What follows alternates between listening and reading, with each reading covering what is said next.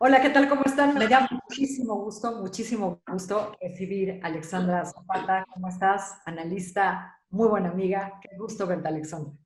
María, qué gusto. Lorena Becerra, directora de encuesta de Reforma. Lorena, ¿cómo estás? Qué gusto estar con ustedes. Y Claudia Maldonado, investigadora académica de Coneval. Claudia, con mucho trabajo últimamente. Ya Así platicaremos es. de eso. Hola María, muchas gracias por la invitación. No, hombre, gracias a ustedes. Qué gusto estar juntas, qué gusto estar con ustedes tres. Y bueno, pues arranquemos porque hay un montón de temas. Parece que solo hablamos de una cosa, pero se van acumulando las semanas los asuntos. Y bueno, déjenme empezar por decirles que en varios países del mundo, como ustedes saben, después de que en muchos sitios ya se están haciendo estos estudios de cero prevalencia, pues se ha confirmado en varias partes que los casos detectados de coronavirus son en realidad muchísimo mayores de lo que señalan las estadísticas oficiales. Solo por poner un ejemplo, seguro ustedes tienen muchos más, en España se habla de que no se ha detectado aún el 90% de los casos y que podría haber hasta 2 millones de personas que habrían padecido ya esta enfermedad. Ahora, en estas condiciones, se abrió España, en condiciones muy similares se está abriendo Estados Unidos y en estas condiciones vamos a abrir nosotros. Lorena, empezamos contigo, así vamos a abrir.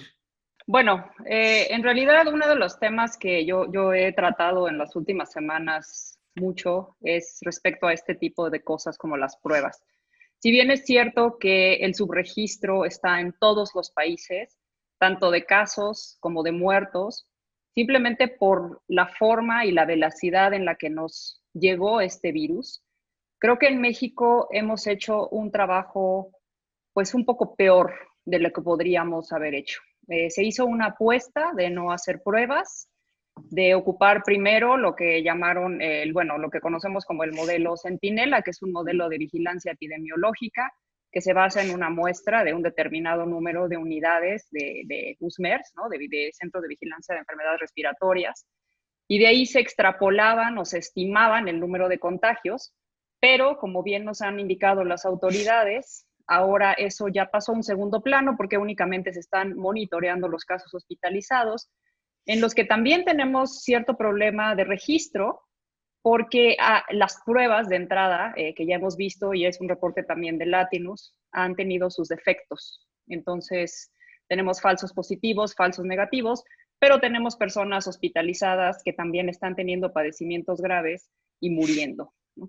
Entonces, para la reapertura, a mi manera de ver, todavía no tenemos una noción clara del tamaño de la afectación de la pandemia. Nada más para darles unos datos, somos el país número 18 en casos confirmados totales, con pruebas, el número 13 en el mundo con muertes totales, pero somos el de los últimos en número de pruebas realizadas por millón de habitantes o pruebas per cápita, ¿no? Entonces nos asemejamos a países como Guyana, Egipto, Bangladesh y Camboya en número de pruebas. Y sin embargo, estamos tratando de seguir una estrategia muy a la par a la de Estados Unidos, que ya está reabriendo, mucho por la relación económica que existe con este país, pese a que nosotros empezamos con nuestro primer caso un mes después y pese a que, lo que comentaba, tenemos un diagnóstico muy poco claro de en dónde está el virus, a cuánta gente ha afectado, qué tan letal está siendo y sobre todo porque también estamos teniendo una distribución muy desigual entre los diferentes estados de la República en términos del número de pruebas con que cuentan. Y nuestras economías están encadenadas, Alexandra, y eso, pues de alguna manera, nos obliga a jalar el momento de abrir un poco. ¿Cómo te hace sentir a ti la apertura en estas condiciones? Pues mira, María, te diría que sí estamos escuchando un discurso bien distinto al que se han escuchado en otros países en términos de dimensionar el número de habitantes en un país que van a estar contagiados en algún momento. Y hemos hablado de cómo Alemania hablaba de una cifra de 70%. Eso, si lo extrapolamos a los datos de México, estaríamos hablando de alrededor de 70 millones de mexicanos que eventualmente en algún punto de estos siguientes meses tendría el coronavirus. Obviamente no todos esos tendrían casos graves, habrían muchísimos asintomáticos, Pero la planeación de un país frente a una estimación de contagio de 70 millones de personas, evidentemente es muy distinto a la planeación que se hace si se está tratando de minimizar o se está pretendiendo hablar de una cifra de contagio mucho menor. Me da muchísimo gusto que nos acompañe hoy Claudia, porque creo que en la reapertura hay muchísimas preguntas sobre cómo entra las necesidades económicas y de pobreza que ya estamos enfrentando en muchísimos municipios del país. A mí me preocupa que hay muchos datos que no estamos tomando en consideración. Cuando hablamos de los municipios que no tienen casos de contagio y que por ende estarían en el semáforo verde, ¿estamos garantizando que se estén aplicando pruebas ahí o estamos diciendo que están en verde porque no tenemos caso, pero tampoco tenemos pruebas que nos indiquen que nada está sucediendo ahí? Otra de las dudas que nos generan es, se habla de municipios vecinos, si uno está en verde si sus municipios vecinos también están en verde, pero sabemos que la movilidad dentro de municipios en nuestro país es mucho más compleja que nada más la vecindad. Tenemos análisis, y Claudia seguramente nos puede platicar muchísimo más, de entender cómo se mueven los mexicanos de un municipio, de una entidad a otra, y no necesariamente he escuchado en las mañaneras, en las ruedas de prensa de la noche, que se estén considerando todos esos factores para tomar decisiones. ¿Dónde están viviendo los mexicanos que se están desplazando a la Ciudad de México a trabajar también en la primera línea de guerra en actividades esenciales? ¿Dónde duermen esos trabajadores? ¿Sus familias se están contagiando? ¿Estamos pudiendo detectar eso o no? Y por último, entiendo y no quiero minimizar también la crisis económica que acompaña esta. Yo sé que hay muchas familias desesperadas por una reapertura, porque con esa reapertura viene la promesa de poder recuperar sus ingresos. Y no creo que eso se deba minimizar de ninguna manera. Ya vimos las cifras que se anunciaron justo esta semana de pérdida de empleos, de pérdida de patrones en las bases de datos del IMSS, y creo que esto es algo que definitivamente juega un rol importantísimo en las decisiones que se tienen que tomar en los siguientes días. Claudia, ¿cómo lo ves tú? ¿Tenemos el panorama completo como para disminuir y reducir las medidas de confinamiento o simplemente no las tenemos? Mira, María, yo la verdad no estoy calificada para valorar los modelos estadísticos con los que se están tomando estas decisiones, pero sí te quiero compartir un análisis reciente que hicimos en Coneval que tiene que ver con la situación ex ante con la que enfrentamos esta crisis y, por lo tanto, las decisiones para la reapertura. La profunda desigualdad, la altísima dependencia del ingreso de todos los hogares en México. En cualquier decil de ingreso, en promedio, los hogares de México dependen 50% del ingreso laboral.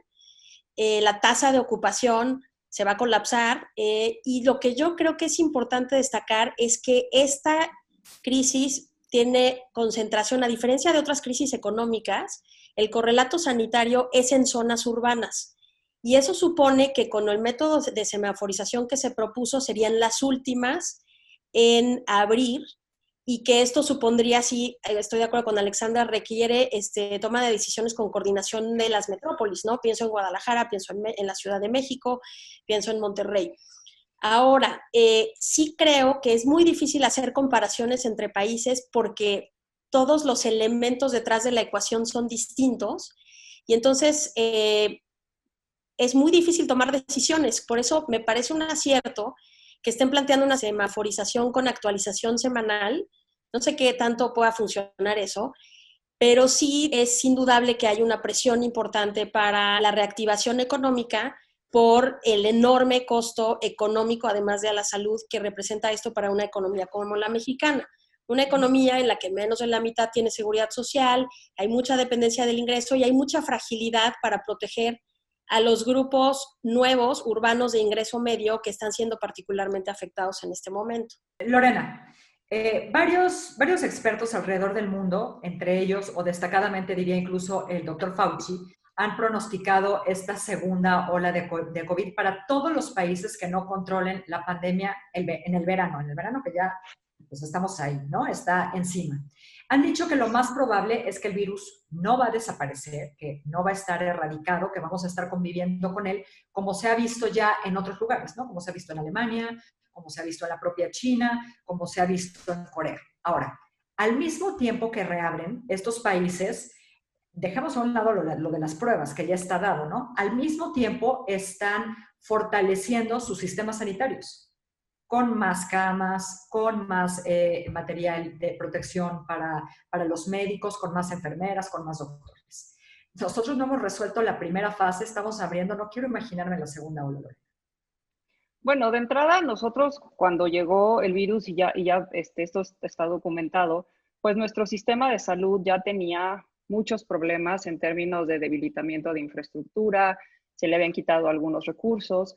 Entonces lo recibimos, digamos, que en un momento débil, a pesar de que tuvimos tiempo para prepararnos para la llegada, porque sí fuimos de los países a los que más tarde llegó.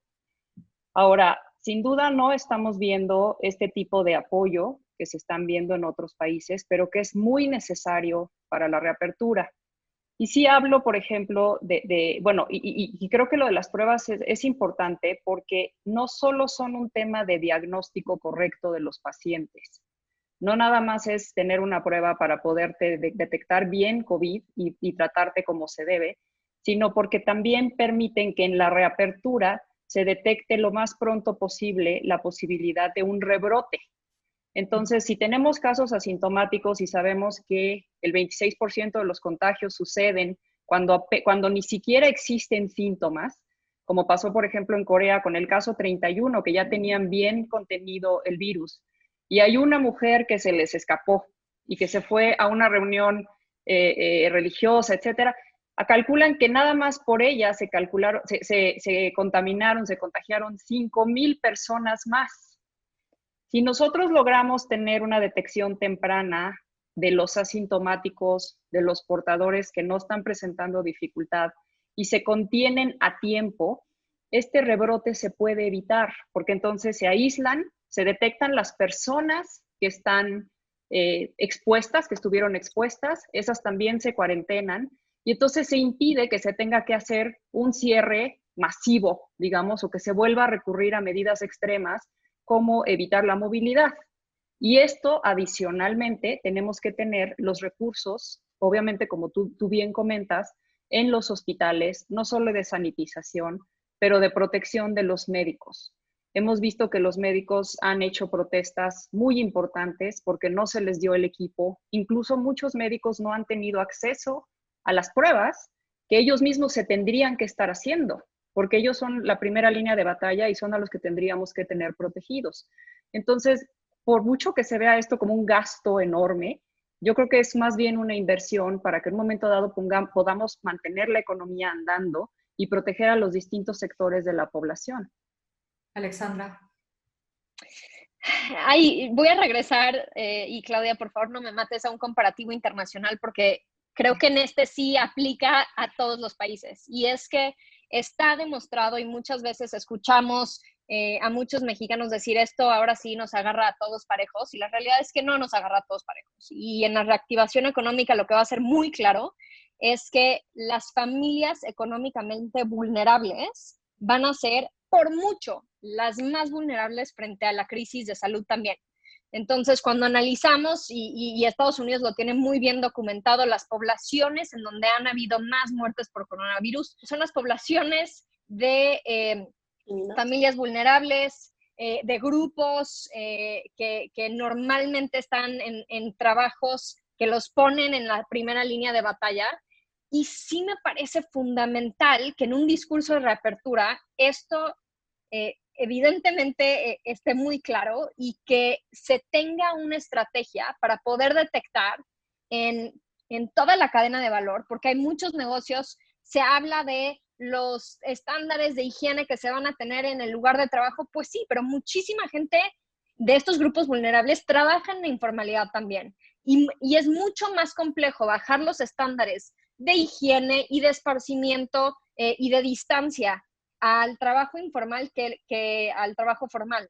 Entonces ahí vuelve a haber un reto enorme que no necesariamente se está discutiendo con el nivel de detalle que yo quisiera estar escuchando, y que sí creo que pone un reto adicional sobre la mesa en términos de detectar un potencial brote, como dice Lorena. ¿Qué ¿qué mecanismos tenemos para volver a generar pruebas? Que aparte México no está haciendo ni siquiera ahorita y estamos enfrentando una reapertura mientras seguimos subiendo hacia el pico. Pero si ahorita no se aplican pruebas, ¿se van a aplicar más pruebas con la reactivación económica o no? Sabemos también, y lo pongo otra vez en la mesa de discusión, y lo hemos hablado tú y yo, María, esta enorme resistencia por parte del subsecretario López-Gatell de aplicar o de permitir que se apliquen las pruebas serológicas, estas pruebas que detectan el anticuerpo y que le permiten a la población saber si tuvieron el virus, si fueron a lo mejor asintomáticos, y que ahora tienen un anticuerpo que les da un poquito más de protección, no sabemos durante cuánto tiempo, pero sí ayuda en términos de planear una reactivación económica. Me preocupa eso también.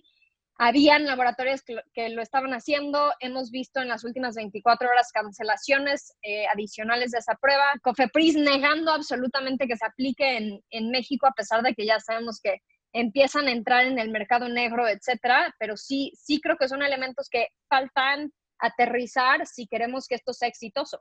¿Tú ves, Claudia? Sí, perdón. Sí, por favor, Lorena. Nada más si puedo agregar a eso, hay otro tipo, además de las pruebas serológicas, que por cierto la del ABC parece que era bastante buena en términos de especificidad y sensibilidad. Hay otro tipo de pruebas que se han descubierto que son importantes, como las pruebas poblacionales, que se pueden ahorrar muchísimo más dinero. O sea, lo que hacen es revisar literal en el caño de una población que sea muy, digamos, en un suburbio o algo así, que esté muy densamente poblado, revisan el caño de ese lugar y ven si ahí hay indicios, y entonces ese es el que aíslan. O hay pruebas de grupo, en donde se meten pruebas de muestras de 50 personas y esas son las que se prueban. No se hace una prueba por cada 50 personas. Ese tipo de cosas creo que se podrían explorar para la reapertura precisamente, sobre todo, si como dice Claudia correctamente, se van a estar haciendo por municipios que tienen que ver con un corredor económico, con cierto tipo de actividades económicas, y eso es algo a lo que podríamos estar abiertos y tal vez nos daría un chance de que no tuviéramos que echarnos para atrás en las medidas de reapertura, que además seguiría siendo costosísimo económicamente. Claudia. Y perdona más, Claudia, ¿te puedo agregar una pregunta adicional ya que vas a dar tu respuesta? Sé que ha habido mucha preocupación de la pérdida de datos por las cancelaciones de las encuestas de INEGI, y quería saber si ustedes van a enfrentar una pérdida de datos desde el Coneval de lo que está sucediendo en México durante este periodo. Sí, a ver, empiezo por la otra parte. Totalmente de acuerdo contigo en que la desigualdad de México en todas las dimensiones nos pone muy mal parados para enfrentar esto, porque el sistema de salud está muy deteriorado, está fragmentado y tenemos capacidades muy limitadas para tener información razonable con unos niveles de incertidumbre brutal.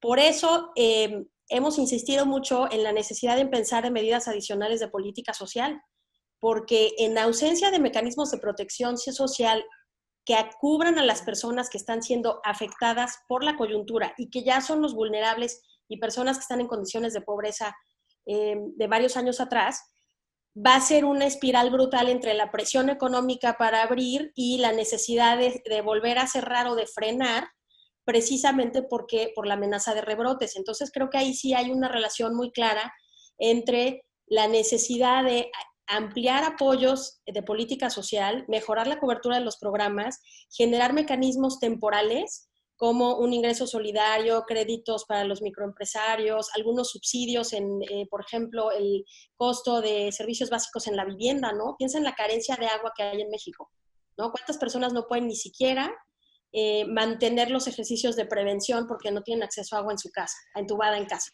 Entonces sí, estoy totalmente de acuerdo. Yo el énfasis lo pondría, insisto, porque no conozco a detalle los modelos epidemiológicos y las opciones de pruebas que existen, es que se tiene que concebir esto de una manera integral.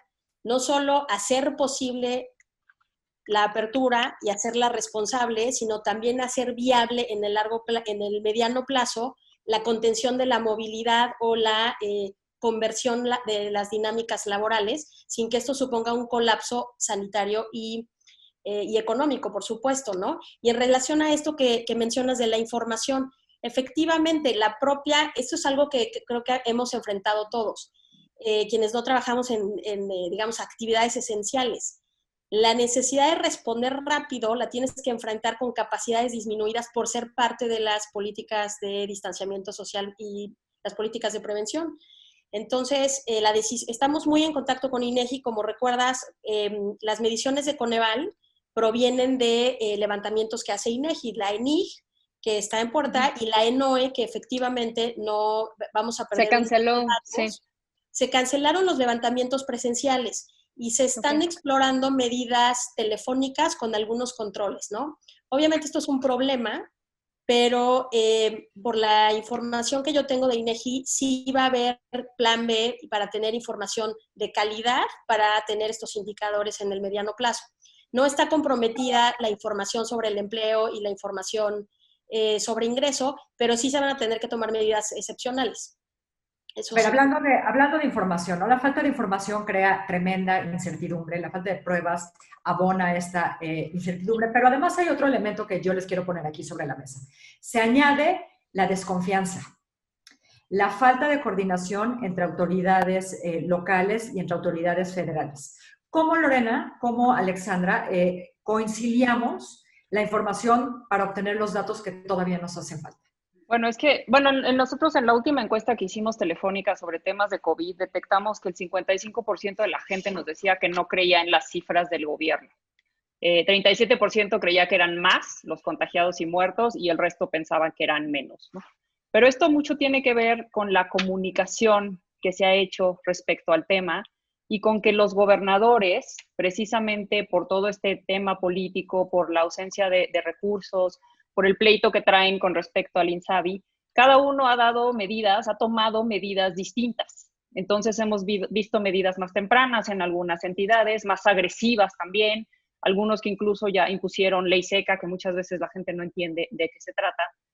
Y en sí, esta falta de coordinación, estas acusaciones de que yo te registré 80 muertos y tú solo pusiste 30, yo dije que tenías tantos y luego no me quisiste dar pruebas y luego tus pruebas no. Creo que eso abona a la desconfianza que de por sí ya era grave en la población, abona a la falta de información, a los mensajes cruzados, y entonces estamos poniendo a todos estos mexicanos que tienen de todas formas que informarse de alguna manera en un dilema de a quién le creo. O sea, ¿cuál es el mensaje del presidente? ¿Qué es lo que entiende la gente cuando le dices que ya aplanamos la curva? ¿Qué es lo que entiende la gente cuando le dices ya estamos listos para la reapertura? Casi ya pasamos la peor parte o ya estamos pasando la peor parte. Y luego en un segmento distinto te dicen, bueno, pero es que se va separando por entidades. ¿Qué es lo que se queda con la población? Y lo grave de eso es que para la reapertura sí es muy importante que la población esté en sincronía con lo que tienen que hacer, con las medidas de higiene, con mantener el distanciamiento social, con el uso de cubrebocas, con socializar estos mensajes. ¿Sabes qué? No podemos hacer fiestas, no nos podemos juntar 10 personas ahorita, ¿no? Hay cosas que si no son necesarias todavía no las hagamos, si no es algo esencial. Y creo que eso ha sido un desacierto del gobierno federal y también de algunos estados, ¿no? Que no está ayudando. Y creo que es peor ahora cuando el presidente dice, pues ustedes no es obligatorio lo que hagan, se los deja a los estados. Ustedes pueden hacerlo si quieren y si no, no. Ahora, perdón, Claudia, pero volvemos a las comparaciones. En Estados Unidos, Alexandra, sucede lo mismo, ¿no? El presidente Trump no tiene la última palabra con respecto a la reapertura. Sin embargo, ahí se toma con más naturalidad. En un momento más hablamos de las consecuencias políticas de esto, ¿no? Pero ¿qué pasa cuando a nosotros no nos sucede, ¿no? Vivimos en la Ciudad de México y parece que medianamente están más coordinados Claudia Sheinbaum y López Obrador, pero no sucede en otros estados. ¿Qué hace la gente que vive en esos otros sitios, Alexandra?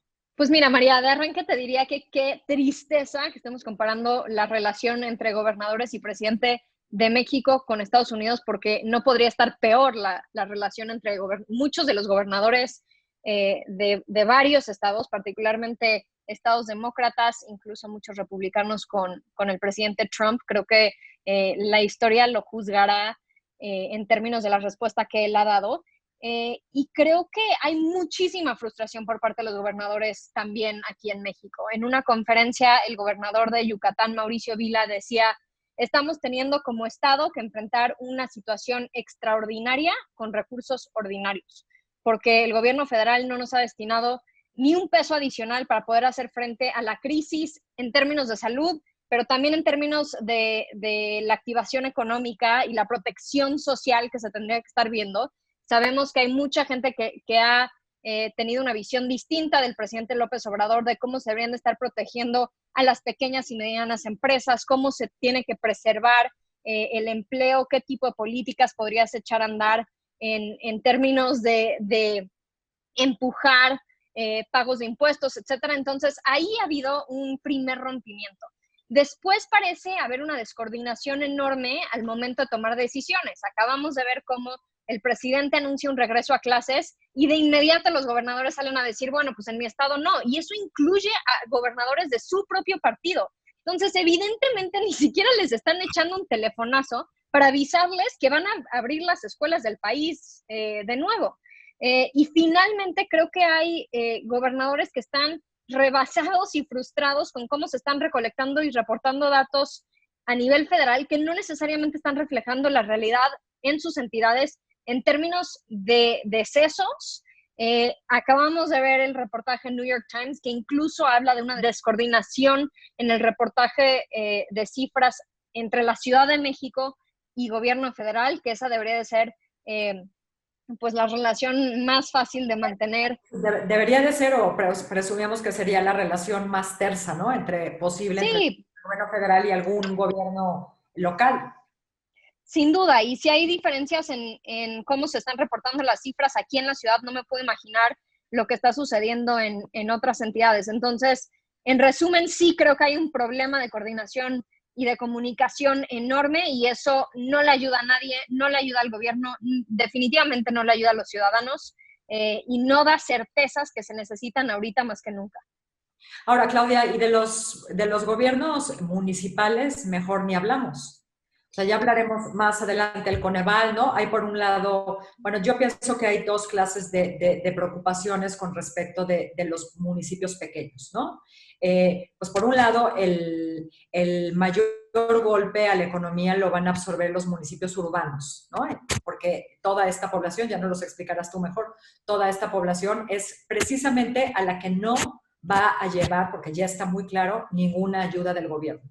Sin embargo, en términos sanitarios, me parece que los que están verdaderamente desprotegidos, desolados, diría yo, son muchísimos cientos de municipios rurales de este país, en donde, como se sabe, puede uno tener que caminar horas y horas y horas para llegar al hospital más cercano, ¿no? No me imagino ni siquiera haciendo pruebas en esos sitios. Tienes toda la razón. Yo coincido en que el tamaño de la amenaza requiere mucha mejor coordinación, mucha mejor comunicación y que genuinamente haya confianza en la ciudadanía. Y eso supone que los gobiernos locales tengan mejores capacidades y mejor información y también los gobiernos en entidades federativas. Yo creo que lo que estamos viendo es que no se reconoce todavía la dimensión de coordinación social, no solo gubernamental, que requiere esto. Por ejemplo, los centros de trabajo tienen en el marco de la estrategia para la reapertura, tienen que contar con un comité de reapertura en el que tienen que asegurarse de ciertas condiciones básicas en la infraestructura, en el personal administrativo, en la capacitación interna para poder aspirar a una reapertura responsable que responda a estas diferencias en los centros de trabajo y la convivencia de las personas y el tipo de riesgo que enfrenta cada centro de trabajo. Yo no creo que sea viable hacer algo así con un sistema de control directo o de inspección laboral presencial. Eso supone niveles de coordinación y responsabilidad de actores económicos que no son gubernamentales, que no habíamos necesitado en México. Entonces, creo que también hay esa dimensión de la que sí hay mucho que hablar, mucho que construir y depende de que haya un buen flujo de información para todos.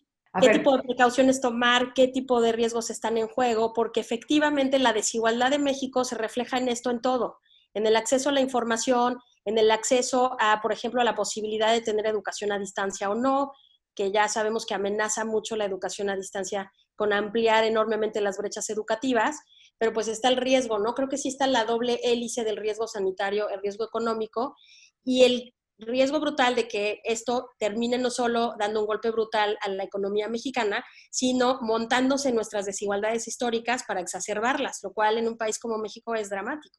Lorena, mencionaba Alexandra, ¿no? Todas estas dinámicas que están ocurriendo en Estados Unidos entre presidente y gobernadores demócratas y gobernadores republicanos.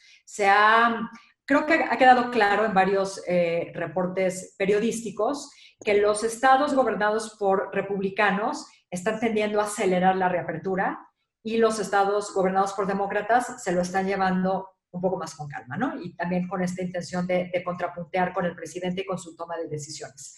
¿Tú ves que esté ocurriendo algo similar aquí en México? Aquí en México, en realidad, yo creo que lo que hemos visto, sí, pero, perdón. Lo que se ve aquí es un desorden, ¿no? Es que incluso digo, si bien vemos, por ejemplo, que en general los estados panistas han dicho, yo voy a irme por mi lado, también vemos algunos estados como Coahuila o Baja California.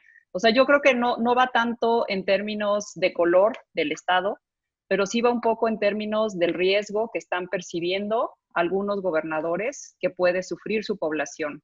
Y sobre todo con base en los recursos que tienen, en la información con la que cuentan, en las herramientas que les han dado.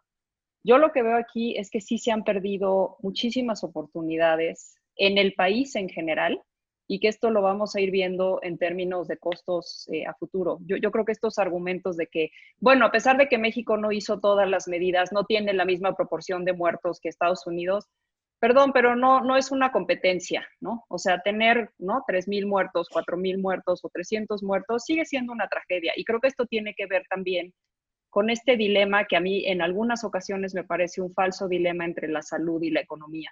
Porque el peor descalabro que puede sufrir una economía de una familia pobre es un descalabro de salud, porque no tienen forma de cubrir ese gasto, porque pueden perder a la única persona que aporta ingresos a esa familia o que aporta comida a esa familia, y esto le puede representar el fin para ellos de convertirse en una familia, y esto Claudia me puede corregir si estoy equivocada, de una familia que va a caer en pobreza de manera permanente y no va a volver a salir de ahí.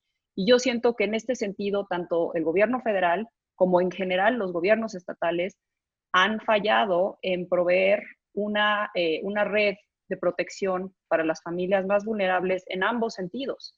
Esto no nada más se trata de reabrir para que la gente pueda volver a trabajar, porque muchos de esos trabajos, como ya hemos visto por la pérdida de empleos, tampoco van a estar ahí. Muchos trabajos ya se perdieron y ya no van a regresar. Entonces, ¿qué vamos a hacer con esta población que además todavía no se ha erradicado, como bien dijiste, esta amenaza de salud?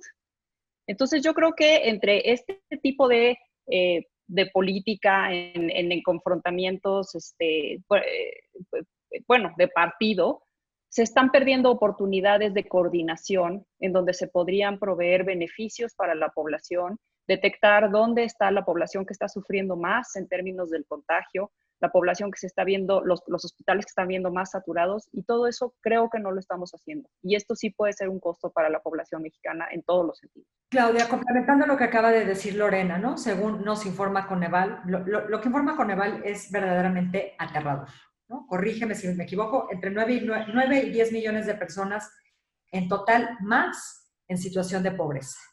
Y entre 6 y 10 millones en situación de pobreza extrema, o sea, entre 9 y 10 millones de nuevos pobres, ¿no? En 2009 me parece que dejó 3,5, una cosa así. Vamos a triplicar el número de pobres. Sí, bueno, te cuento el sentido de este reporte de Coneval, ¿no? Lo primero que quiero especificar, porque ha habido mucha confusión en los medios, es que esta es una estimación de pobreza por ingreso, o sea, no es la medición multidimensional de la pobreza, ni por supuesto es una medición, ¿no?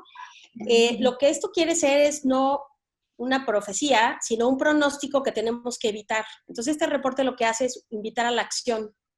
Efectivamente, son dos escenarios. Si en el escenario de una caída de 5% del ingreso de los hogares, tenemos este rango de hasta 10 millones de nuevos pobres, ¿no? En el segundo escenario, se distribuye la pérdida como ha sucedido en las recesiones económicas previas, afecta más, como señalaba Alexandra, a quienes son más pobres. Y aquí la problemática nueva es que en un contexto de desigualdad y con la estructura económica que tiene México y con la fragilidad de sus instituciones de protección social, ya sabemos que este tipo de crisis pega peor en los deciles menores de ingreso con mayor vulnerabilidad.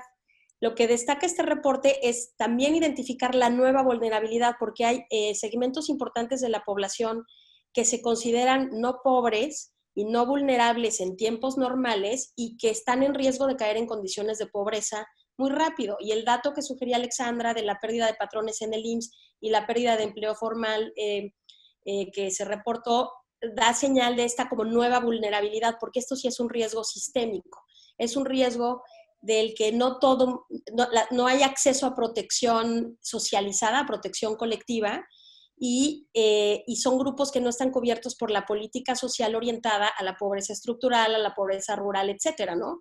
Entonces sí hay como dos dimensiones, la dimensión de la desigualdad socioeconómica con la que enfrentamos la crisis y nuevas vertientes de vulnerabilidad que están asociadas a que el choque va a ser predominantemente urbano y que personas ocupadas, a pesar de que en México los indicadores de pobreza laboral son altos, no se consideraba una persona ocupada en el empleo formal como muy vulnerable o pobre, o personas en condición de pobreza. Ahora hay un segmento de población ocupada en edad, al inicio de su edad productiva, que ese también es un tema de largo plazo, que va a ser fuertemente golpeada por la interacción de la crisis sanitaria y la económica. Ahí coincido mucho con Lore, las dos cosas vienen juntas y por supuesto que ante una crisis como esta lo que hay que proteger primero es la salud y para eso se necesitan medidas de compensación económica que hagan viable una estrategia de prevención y de contención de mediano plazo. Y vamos a tener gente empleada, pero cuyo empleo, el salario de su empleo no alcance absolutamente para nada, ¿no? Ni para una canasta básica. Sí, ahora, el escenario, perdón María, te cuento, el escenario que desarrollamos en Coneval llega al pico histórico desde 2005, la pobreza laboral, que es personas ocupadas cuyo ingreso es insuficiente para cumplir necesidades básicas. Alexandra, vamos a volver a lo político. En su momento, ¿cómo crees tú? Cuando a mí me han preguntado, ¿no? si las próximas elecciones se van a tratar de cómo manejó el gobierno o no la pandemia, yo pienso que no, ¿no? Ya me dirán ustedes qué piensan. Sí. Pero, ¿qué tanto crees que pese tú el manejo propiamente de la pandemia en términos electorales y si se va a evaluar de manera independiente, digamos, la actuación del presidente de la actuación de los gobernadores y qué dinámicas va a generar todo esto? Mira, María, antes de entrar en este tema, quiero nada más abordar una preocupación ligada a cómo se podría manejar el semáforo de reactivación económica, y esto creo que afecta las expectativas que vamos a tener de qué tan exitosa es esa reactivación rumbo a los siguientes meses y también rumbo a las elecciones del próximo año. A mí me preocupa mucho que la idea de un semáforo que cambia cada semana y pensar en que estás en un coche y se pone en verde y avanzas un poquito y se pone en rojo y te frenas, eso no funciona en la economía. Y déjame darte un ejemplo. ¿Otro no plan? ¿Mandé? ¿El del semáforo te parece otro no plan? Pues me parece un plan que no necesariamente, me parece un plan súper riesgoso y que no genera y que corre el riesgo de tener consecuencias económicas todavía más graves. Si alguien tiene una pequeña fonda y prácticamente sus ingresos y su capital se fueron a cero, pero le queda un poquitito de capital que está guardando para el día que pueda reactivarse económicamente. Y le dicen un día que está en un semáforo que le permite reabrir su fonda. Y esa persona, ese mexicano, compra con su poquitito capital otra vez insumos para arrancar su negocio y echa a andar. Y una semana después llegan y le dicen que tiene que cerrar. El daño a esa familia, a esa pequeña empresa, es mucho mayor que haberle dicho aguantan una semana más hasta que sepamos o tengamos la garantía de que esta reapertura va a durar más de una semana. Y esa dinámica de todo puede cambiar cada semana me parece un riesgo gigante para todos los mexicanos que van a tomar decisiones con capital reducido de cómo actuar y qué hacer hacia adelante. Creo que necesitamos más garantías y si eso toma tiempo, pues hagamos la planeación. ¿No? Sí, pero ese riesgo sí me parece gigantesco. La gente no va a recontratar todos los empleados que tenían antes si no tienen una certeza. No te estoy pidiendo de largo plazo, simplemente de más de una ventana de más de una semana. No puedes contratar otra vez a todos tus empleados si todo puede cambiar en 5 días. Frente a eso, sí me preocupa que no se esté dando la planeación ni del lado de salud para garantizar que no tengamos una segunda ola, un segundo brote, que a lo mejor ni siquiera se siente como un segundo, porque ni terminamos de salir de la primera y ya estamos otra vez en la segunda, pero también me preocupa que la poca planeación en la reactivación económica tenga consecuencias aún más graves para las familias mexicanas y que la pobreza que se genere sí la sigamos jalando rumbo al próximo verano. Y otra vez un poco en el sentido de Claudia, ojalá que esto no se cumpla. Yo lo digo pensando que todavía estamos a tiempo para cambiar el rumbo, para tomar acciones, para que esta no sea la situación que enfrenta México el próximo verano, de miles y miles y miles de familias que antes no estaban en la pobreza y que ahora sí lo están, pero no estoy viendo de manera clara que se están tomando las acciones. Y frente a ese escenario, yo sí creo, María, y otra vez a diferencia de ti, yo sí creo que va a ser un panorama bien distinto en términos de decisiones políticas y cómo se reparten las culpas entre gobernadores y gobierno federal. Eso, ¿cómo se van a repartir las culpas, Lorena, o cómo se van a cobrar los éxitos, entre comillas? Bueno, a ver, yo creo que aquí es importante decir que López Obrador ya antes de la pandemia ya traía un desgaste en términos de aprobación importante. Se habían detectado por lo menos 20 puntos de caída de marzo a marzo, esto antes de que empezara todo esto. Y también había aumentado, se había duplicado su desaprobación, habíamos visto que había crecido la oposición a su gestión y se había intensificado. Todo esto antes de la pandemia. Creo que él ha tomado decisiones que pueden agudizar esa oposición. De entrada, la ligereza con la que tomó el virus al principio, en donde él se negó a cancelar sus actos de campaña, en donde incluso llamó a la gente a seguir yendo a restaurantes, en donde prácticamente hablaba de que, ¿no? de estos símbolos de detente, ¿no? Donde realmente parecía que él realmente esperaba un milagro para México. También delegó la mayor parte de la comunicación y el manejo de esto a terceros, a diferencia de muchos otros líderes. ¿No nos va a haber olvidado ya todo eso? Pues eso es un tema en donde todavía vemos segmentos de la población, hoy los vemos, ¿no? ¿Cuántas fiestas acaban de tener que cancelar en días pasados, ¿no? Ha salido en varios medios. Hay mucha gente que realmente se quedó con el discurso del presidente de realmente esto no es algo que nos va a afectar, ¿no? Ha crecido la conciencia y el miedo al virus, pero gracias al discurso que él manejó, esto se tardó en permear, sobre todo en ciertos segmentos de la población. También de esto, esta forma de no tener claro esto que comentábamos del daño a la economía de una familia pobre que representa un problema de salud, ¿no? La forma de seguir con sus conflictos políticos de siempre, a pesar de que estuviéramos en una crisis, y su pleito con empresarios que no son los empresarios que saquean al país, son los microempresarios que sostienen la economía del país, su negativa a apoyarlos, ¿no? Yo creo que todo este tipo de cosas... Incluso, Lorena, creo que también ahí entra en este pésimo manejo las declaraciones que ha hecho en contra de personal médico a nivel nacional y la respuesta de ellos frente a estas declaraciones. De hecho, a eso iba, o sea, como que ya tiene grupos específicos de la población en contra de él, empezando por el grupo de mujeres, con quienes ya había antagonizado desde febrero, marzo. Ahora ya tiene a los médicos. Entonces, nada más para cerrar esta idea, él va a ser una figura que definitivamente va a tener que rendir cuentas en términos de cómo manejó la pandemia y los resultados económicos que ya vemos que no van a ser buenos después de esto. Pero bueno, además, sí. Bueno, lo único que quería decirte es, yo pienso que aquí no hay un personaje, como hay en Estados Unidos, ¿no? El gobernador de Nueva York, el gobernador Cuomo, que claramente contrapuntea con el presidente Trump. Yo creo que aquí no hay un ejemplo de gran manejo de la pandemia a nivel sí, de local. hecho, y de eso iba. O sea, la elección de 2021, claro que lo van a juzgar a él, pero no hay que perder de vista que es una elección netamente local. O sea, son 16 gubernaturas. Y la gente va a salir a votar por una autoridad local. Y la gente sí sabe lo que es votar por una autoridad local.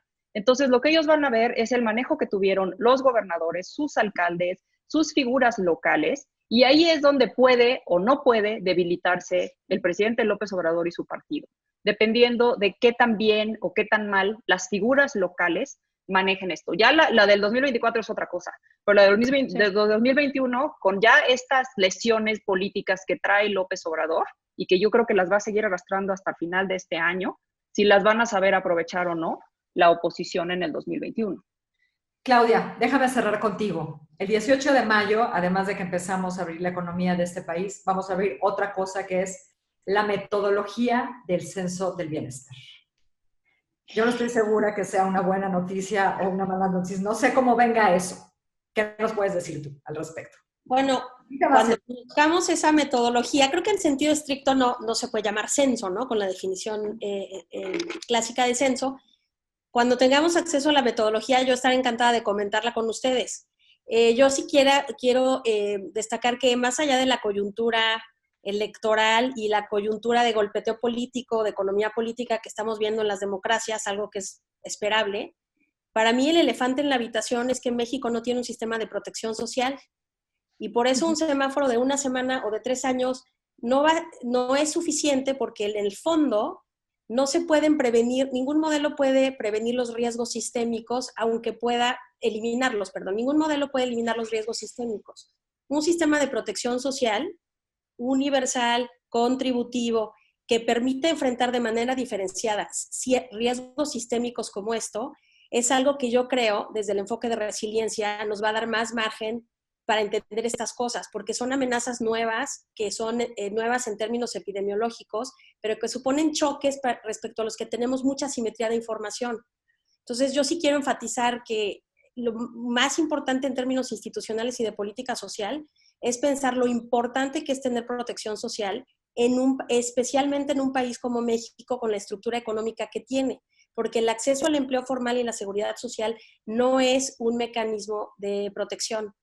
Entonces me gustaría cerrar con eso, y por supuesto que cuando salga la metodología, pues la discutimos, ¿no?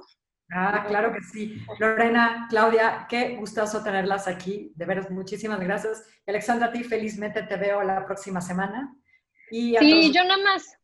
Solo quiero agregar, María, aprovechar, mandarle un abrazo enorme a Lorena y a todo el equipo de Reforma por la última amenaza que recibieron a sus instalaciones y al equipo, y un abrazo muy solidario y celebrando otra vez su valentía y su compromiso con la verdad.